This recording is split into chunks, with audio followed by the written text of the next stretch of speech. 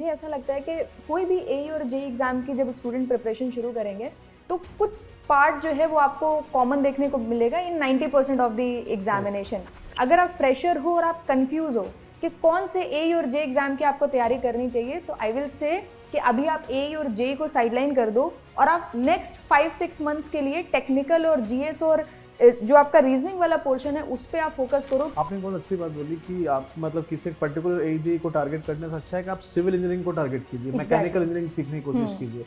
हाँ, कितना सीखना है उसका लेवल हम डिसाइड कर सकते हैं कि हमें वो एई और जेई के लेवल पे सीखना है, हमें ईएससी लेवल तक नहीं जाना है या हमें गेट लेवल तक नहीं जाना है। लेवल अपना आप खुद डिसाइड कर सकते हैं। किसी ने सोचा कि एसएससी जेई की तैयारी करते हैं, तो अब एसएससी जेई में नो डाउट ही और she can prepare very well because उसके अंदर आपको नॉन टेक आ रहा है, उसका एप्टीट्यूड पोर्शन है, सब कुछ सही है। लेकिन जैसे ही वही इंसान जब आरपीएससी का पेपर देने जाएगा, राजस्थान का, यूपी का, अब उसको अलग से तैयारी करनी है उसके पर्टिकुलर स्टेट की।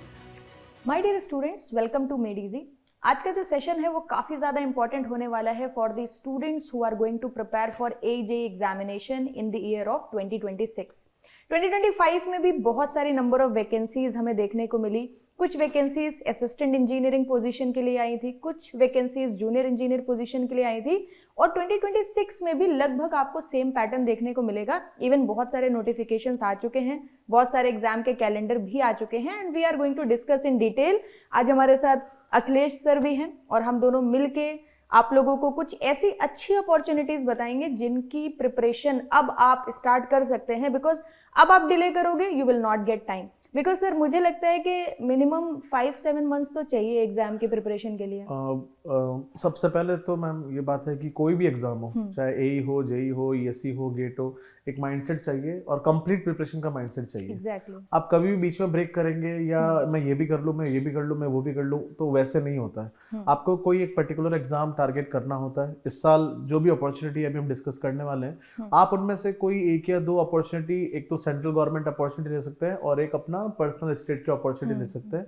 उन दोनों को टारगेट करते हुए अपना पूरा का पूरा पढ़ाई का हिसाब किताब बना के चलिए, and that too for a complete 5-6 months का एक टारगेट होना चाहिए।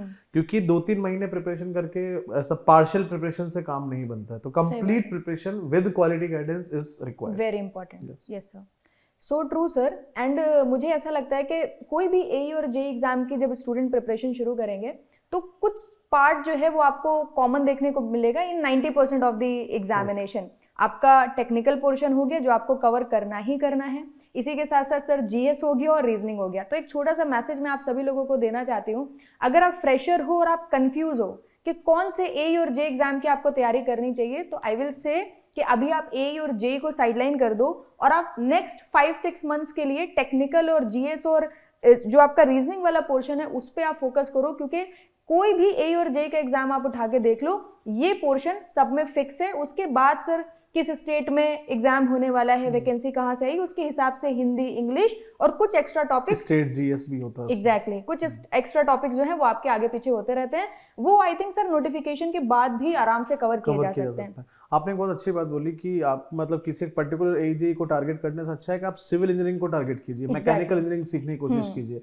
हाँ, कितना सीखना है उसका लेवल हम डिसाइड कर सकते हैं कि हमें वो एई और जेई के लेवल पे सीखना है, हमें ईएससी लेवल तक नहीं जाना है या हमें गेट लेवल तक नहीं जाना है। लेवल अपना आप खुद डिसाइड कर सकते हैं, लेकिन आप पूरा का पूरा इंजीनियरिंग सीखने का मौका ढूंढिए। आप अपना जो भी जीएस का पोर्शन है उसको ढूंढने का मौका ढूंढिए। रीजन बिहाइंड कि आप बिल्कुल ही अगर पर्टिकुलर एग्जाम के पीछे लग जाएंगे, लेट अस से किसी ने सोचा कि एसएससी जेई की तैयारी करते हैं, तो अब एसएससी जेई में नो डाउट ही और she can prepare very well because उसके अंदर आप नॉन टेक आ रहा है, उसका एप्टीट्यूड पोर्शन है, सब कुछ सही है। लेकिन जैसे ही वही इंसान जब आरपीएससी का पेपर देने जाएगा, राजस्थान का, यूपी का, अब उसको अलग से तैयारी करनी है उसके पर्टिकुलर स्टेट की। तो अगर आप एक कॉमन तैयारी करेंगे, फिर नोटिफिकेशन आने के बाद जो वो छोटी सी तैयारी है वो जैसे मैम ने बोला वो उसके बाद भी की जा सकती है। That is very true, but first of all cover the entire technical and the common things which is supposed to be asked. Yes sir. And इससे प्रॉब्लम एक और भी होती है सर, जैसे आप एक एग्जाम की तैयारी करना चाह रहे हो, सपोज एसएससी जेई, तो बच्चे एग्जाम की प्रिपरेशन शुरू ही नहीं करते हैं, नोटिफिकेशन का वेट होता है। तो जब आप इस माइंडसेट से चलोगे तो नोटिफिकेशन का वेट भी नहीं है कि भाई मेरा इतना पोर्शन है that I have to cover it first, and then notification जब आएगा तो उस एग्जाम के हिसाब से आप फिर एग्जाम ओरिएंटेड प्रिपरेशन अपनी कंटिन्यू कर और सकते आजकल तो मैम ऐसा हो रहा है कि नोटिफिकेशन के कुछ ही महीने बाद में पेपर हो जा रहा पेपर है, हो जा मतलब रहा है। लॉन्ग डिस्टेंस हाँ। भी अभी उसमें रहा नहीं नहीं रहा है। तो अब कुछ कुछ में तो है अभी भी, लेकिन जैसे अभी आरपीएससी जो पिछले साल एई का सबने देखा, प्री में उन्होंने बहुत बड़ा डिस्टेंस दिया था, लेकिन मेंस बिल्कुल जितना 4 महीना बोला, अभी रिसेंटली बस 7 दिन एक्सटेंड हुआ है। Remaining things are very fast. तो उस हिसाब से भी हमें प्रिपेयर रहना चाहिए कि नोटिफिकेशन जब आएगा we have to be prepared all the time. Exactly. अब मैम आप ये बताइए, जैसे इस साल के पूरे जितने भी हम एग्जाम डिस्कस करना चाहते हैं, ताकि लोगों को पता चले कि इस साल एजेई में कितनी सारी अपॉर्चुनिटी है, तो वो हम 1 बाय 1 एक बार डिस्कस करते हैं। तो अब सर सीधा पॉइंट पर आते हैं, जिस पॉइंट ऑफ व्यू से ये वीडियो हमने सोचा कि हमें बनाना चाहिए। अभी कुछ ऐसी वैकेंसीज हम आपको बताने चाह रहे हैं जिनका या तो नोटिफिकेशन आ चुका है या तो कैलेंडर आ चुका है, मतलब शॉर्ट ये एग्जाम्स तो होने ही वाले हैं। जिसमें से मुझे पर्सनली सर एक बहुत अच्छा नोटिफिकेशन लगा जो यूपी की तरफ से हमें देखने को मिला, पॉलिटेक्निक लेक्चरर पोस्ट के लिए। वैकेंसी है। Yes sir. मैकेनिकल में 140 वैकेंसीज हैं, सिविल में 62 वैकेंसीज हैं, और इलेक्ट्रिकल इलेक्ट्रॉनिक्स मिलाते हैं तो उसमें भी 129 अप्रोक्सीमेटली नंबर ऑफ वैकेंसीज हैं। इसका सर पेपर का पैटर्न देख लें या फिर हम पेपर का सिलेबस देख लें, डिट्टो सेम है जैसे हमारा अभी लास्ट यूपीपीएससी एई का एग्जाम हुआ था। तो पेपर 1 होगा, पेपर 2 होगा, दोनों 2.5 आवर्स के हैं। पेपर 1 में हिंदी और टेक पूछा गया है और पेपर 2 में आपका जीएस और टेक पूछा गया है। बेस्ट पार्ट ये है नोटिफिकेशन आ चुका है, जो सीरियस एस्पिरेंट्स होंगे उन्होंने फॉर्म भी फिलअप किया होगा। इसका जो एग्जाम है सर वो भी सितंबर में, नेक्स्ट सितंबर में। इसमें आपको एक डिस्टेंस मिला है प्रिपेयर करने के लिए। तो अभी अगर कोई फ्रेशर स्टूडेंट भी है और वो इस एग्जाम को टारगेट करना चाहता है, I think this is one of the best opportunity. पे स्केल बहुत अच्छा है, जबरदस्त पे स्केल है। और कई लोग आप में से एमटेक किए होंगे, कहीं से भी किया हो डजंट मैटर, लेकिन उसमें एमटेक के लिए ग्रेड पे भी अलग है। तो बीटेक का ग्रेड पे अलग है, एमटेक का ग्रेड पे अलग है, पोस्ट सेम है, और एक बहुत ही लग्जरी लाइफ का पोस्ट है कि आप all the time assistant professor, associate professor, professor उस कैटेगरी में आप रहते हैं, और एकदम वर्क लाइफ बैलेंस वाली चीज है, बहुत बढ़िया। मतलब मुझे लगता है कि एकदम जो कहते हैं ना कि एकदम आराम वाली जो जिंदगी होती है विद अ गुड, क्या कह सकते हैं, एक अच्छी इज्जत के साथ। तो वो ये लेक्चरर वाला जो लेक्चरशिप है जो हम भी ऑन करते हैं, बट हमारा कोचिंग इंडस्ट्री में है, वो एकदम गवर्नमेंट साइड में वेरी लग्जरी जॉब मुझे। तो ये बात तो हम फील कर रहे हैं और हम आपसे कह सकते हैं रिस्पेक्ट बहुत है इस प्रोफेशन में। आपको प्राउड फील होगा बिकॉज आप बहुत सारे स्टूडेंट की लाइफ चेंज करने वाले हो। एक अच्छा पे स्केल आपको मिलेगा, वर्क लाइफ बैलेंस आपका बहुत अच्छा आपको देखने को मिलेगा।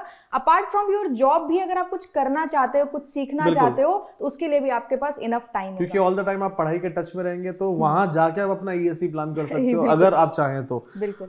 उसके अलावा मैम ये तो यूपी अच्छा, इसमें एक और बात है, जैसे पिछले साल जो यूपीपीएससी एई हुआ था, अभी उसका रिजल्ट भी नहीं आया है, अभी वो थोड़ा सा कुछ प्रॉब्लम भी है। तो जिन्होंने एई की तैयारी की है उनके लिए तो मतलब बेस्ट अपॉर्चुनिटी, सेम तैयारी में सेम पैटर्न के साथ में आपको वापस से पेपर देखने को मिल रहा है, तो it's very good. Now the second part is coming from Rajasthan, और राजस्थान से कैलेंडर आया, अभी तक नोटिफिकेशन नहीं आई है, लेकिन कैलेंडर इज वेरी वेरी बहुत अट्रैक्टिव है कि उसमें अलग अलग टाइप से वैकेंसीज दिखाई दे रही है। एक तो जो कंबाइंड एग्जाम है जेईई लेवल पे, उसमें आई थिंक 700+ वैकेंसीज है, और एक जन स्वास्थ्य विभाग से भी, मतलब पीएचडी से भी 3000 वैकेंसीज के बारे में लिखा है। अब बिकॉज वो एक इंजीनियरिंग डिपार्टमेंट है, ऐसा उन्होंने इंजीनियरिंग वैकेंसीज नहीं लिखी है, लेकिन वी कैन एक्सपेक्ट कि उस 3000 में से भी काफी सारी वैकेंसीज इंजीनियरिंग की हो सकती है। और जो 700 वैकेंसी जो कॉमन है, उसके बारे में भी ये चीज सुनने को मिल रही है कि उसमें भी 300+ वैकेंसी ऐड होने वाली है। तो आप मोर एंड लेस अगर उस 3000 को हटा भी दे पिक्चर से, तब भी 1000 vacancies we can expect from Rajasthan. इसका पेपर पैटर्न भी मैम पहले जो आरएसएसएमबी के पेपर होते थे, अभी हाल फिलहाल तो वैसा ही है, क्योंकि हमारे पास अभी तक नोटिफिकेशन नहीं है, so we don't know right now. But हाँ, जो पैटर्न है वो ये है कि 120 क्वेश्चन आते हैं इसके अंदर, जिसमें 40 क्वेश्चन नॉन टेक के होते हैं और 80 क्वेश्चन जो है टेक के होते हैं। Very good part is 120 minutes में 120 क्वेश्चन करना है, तो पर क्वेश्चन में 1 मिनट मिलता है, तो क्वेश्चन का लेवल जो है, बोलने में जेईई एग्जाम है लेकिन ठीक ठाक रहा है हमेशा से, एई लेवल तक का पेपर आता है इसके अंदर, that is a very good paper. हाँ, और अभी राजस्थान से एई की वैकेंसीज भी देखने को मिली, जबरदस्त वैकेंसी, जिसका मेंस का एग्जाम मार्च में होने वाला है। सो राजस्थान से सर एक ही वैकेंसीज भी देखने को मिली, उसका भी एग्जाम मार्च मंथ में होने वाला है। अभी रिसेंटली हमारा मेंस का बैच क्लोज भी हुआ है, बहुत अच्छा बैच गया है, बहुत अच्छे स्टूडेंट एंड वेरी ब्रिलियंटली उस चीज को कवर किया गया। और इवन इस एग्जाम के लिए जो जूनियर इंजीनियर के लिए जो एग्जाम होने वाला है, इसके लिए आप बताइएगा कि हम आपकी कैसे हेल्प कर सकते हैं, what help you want from our side, उसको भी कमेंट सेक्शन में लिखिएगा, क्योंकि उससे क्लैरिटी मिलती है कि स्टूडेंट्स को हम किस तरीके से हेल्प कर सकते हैं, तो वो आप डेफिनेटली कमेंट सेक्शन में लिखिएगा। इसके अलावा सर ऑलराउंडर हम कह सकते हैं कि एग्जाम रहता है, हर साल होता है, टाइमली कैलेंडर आता है, टाइमली नोटिफिकेशन आता है, टाइमली एग्जाम होता है। तो कैलेंडर आ चुका है, नोटिफिकेशन पेंडिंग है। हर साल हमें देखने को मिलता है 1500 से ज्यादा ही वैकेंसीज होती हैं, जिसमें मेजॉरिटी ऑफ वैकेंसीज आपकी सिविल इंजीनियरिंग की होती हैं, और उस एग्जाम का नाम है एसएससी जेई, बिल्कुल जूनियर इंजीनियर की पोजीशन। एसएससी कंडक्ट कराता है, सेंट्रल गवर्नमेंट जॉब है, ऑल ओवर इंडिया से स्टूडेंट पार्टिसिपेट कर सकते हैं। और सर पेपर बहुत इजी है, बहुत इजी है। और मेंस का भी अब ऑब्जेक्टिव हो गया, पहले तो सब्जेक्टिव होता था, तो थोड़ा करना पड़ता था मेहनत स्टूडेंट। अभी बिल्कुल ऑब्जेक्टिव हो गया। तो जो भी मतलब ईएससी के थोड़े बहुत भी किसी ने क्वेश्चन लगाए, ESC previous year is very common thing to prepare for mains. अभी हमने रिसेंटली सीबीटी 2 के लिए प्रिपेयर भी करवा रहे हैं, तो हमने स्टूडेंट्स को भी ये सजेस्ट किया है। अभी जैसे आप आगे का प्लान करेंगे तो first of all we will think about the CBT 1, then we will go for the CBT 2। तो सीबीटी 1 में जैसे सबको पता है 200 क्वेश्चंस हैं, 100 नॉन टेक हैं, जिसमें 50 एप्टीट्यूड हैं, 50 जीएस के। तो ये एक ऐसा पेपर है जिसका कॉमनली सब तैयारी कर सकते हैं, क्योंकि ये बना देगा आपका पूरा जेईई का बेस। उसके बाद आपका नोटिफिकेशन आता है तो आप अपने अकॉर्डिंग उस चीज को चेंज कर सकते हैं कि यार अब मैं यूपी का हूँ, मेरे को ये पेपर देना है, तो यूपी की जीएस है, तो अगले 2 महीनों में it can be get covered.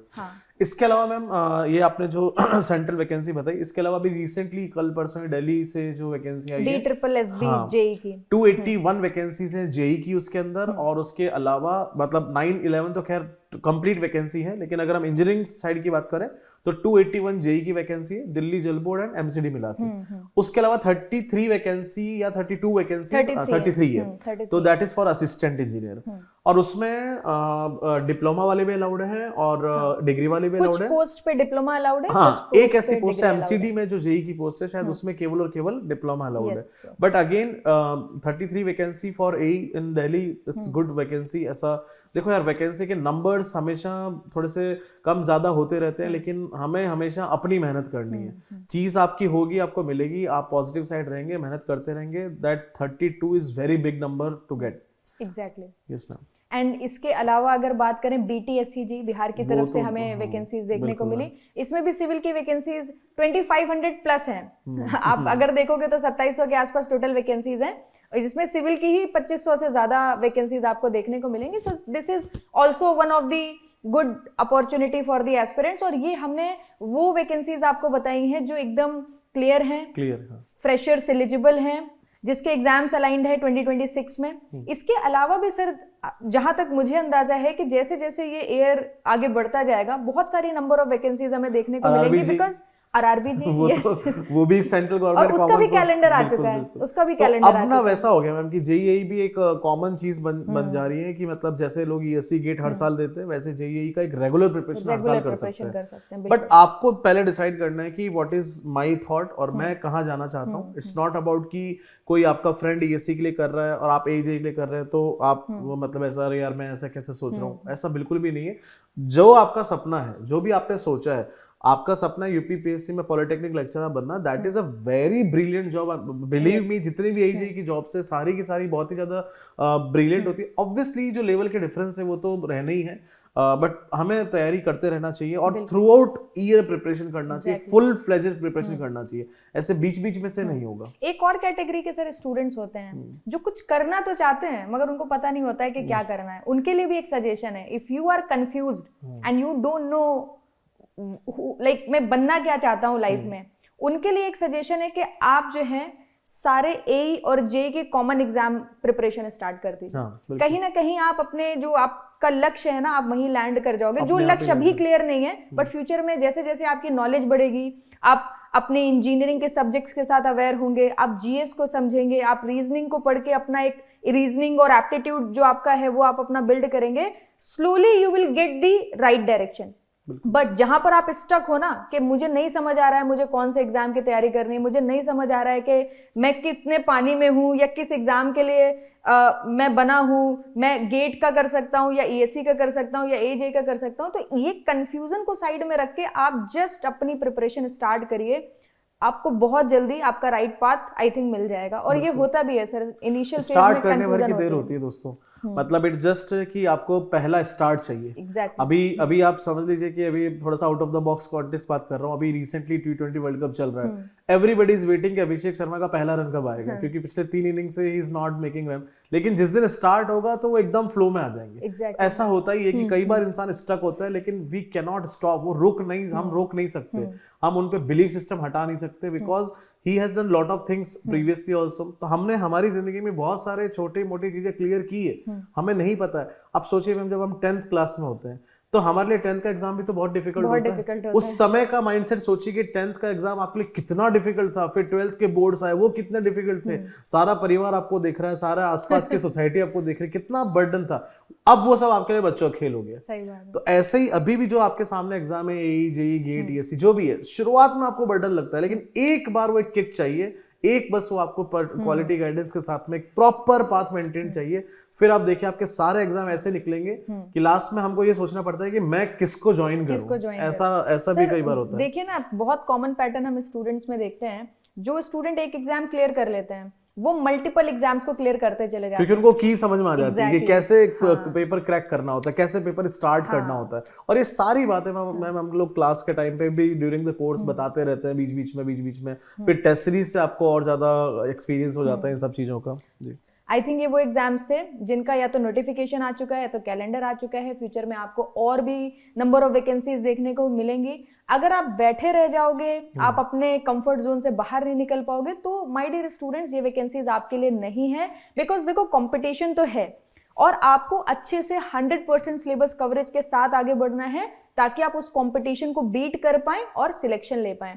24 से ये पैटर्न मैं देख रही हूँ, 2024 में बहुत सारी वैकेंसीज देखने को मिली। इवन आरआरबी जेई भी 24 से स्टार्ट हुआ, उससे पहले काफी सालों से वैकेंसीज होल्ड थी, फिर 25 आपका हुआ, देन 26 में भी वैकेंसीज जनवरी मंथ से ही स्टार्ट हो गई हैं। So you have lot of opportunities, you just need to get out from your comfort zone, start your preparation. अपना एक बेसिक्स जो आपका है वो आप बढ़िया से स्ट्रॉन्ग करिए, definitely you will get success in 2026। बिल्कुल ma'am, all the very best to all the students and again I want to say just start it. आप जब तक नहीं स्टार्ट करेंगे आपको नहीं समझ में आएगा कि क्या करना है, कैसे करना है। एक बार जब आप उस फ्लो में जाएंगे, अपने आप यू विल कम टू, अपने आप मोमेंटम बनता है। ऐसा कुछ भी नहीं होता कि कोई कुछ नहीं कर सकता, बस एक स्टार्ट की जरूरत होती है, एक अच्छे हाथ की जरूरत होती है, उंगली पकड़ाने की जरूरत है, बस बाकी चलना बच्चा अपने आप सीखता है। वो वाली बस बाहर निकलने की जरूरत है अपने आप से। सर, हम लोग जब कभी 3-4 दिन की छुट्टी पे घर रह जाते हैं तो घर की आदत हो जाती है, फिर ऑफिस आ जाते हैं तो ऑफिस की आदत हो जाती है। इसी तरीके से स्टूडेंट की सिचुएशन भी है। अभी आप पढ़ नहीं रहे हो या आप बहुत कंफ्यूज्ड हो, आप बैठे हुए हो, तो आपको उसकी आदत पड़ गई है। अब आपको लग रहा है कि कैसे होगा, पहाड़ जैसी चीजें हैं। नहीं, आपको उठना है, निकलना है उस चीज से बाहर, और जैसे आप चीजें करना शुरू करोगे आपके लिए इजी हो जाएगा, फिर उसकी आदत पड़ जाएगी, फिर खाली बैठा नहीं जाएगा। एग्जैक्टली, फिर ये लगेगा कि आज ये सब्जेक्ट कर लिया तो फिर बाद में कौन सा रिवीजन में लगाऊं, जीएस करूं कि नहीं करूं, ये वाला पोर्शन कहां से करूं, तब आपके सवाल ही अलग हो जाएंगे, आपका पूरा माहौल बदल जाएगा। बिल्कुल। सो आई थिंक हमने सर बहुत सारी चीज़ों का डिस्कशन करा, बहुत सारी गाइडेंस आप सभी लोगों को दी। इसके अलावा भी कोई डाउट हो तो कमेंट सेक्शन में लिखना बिल्कुल मत भूलिएगा। Me and sir both are going to reply you personally and wish you all the very best. Work hard, win the race. Thank you. जय हिंद। Thank you.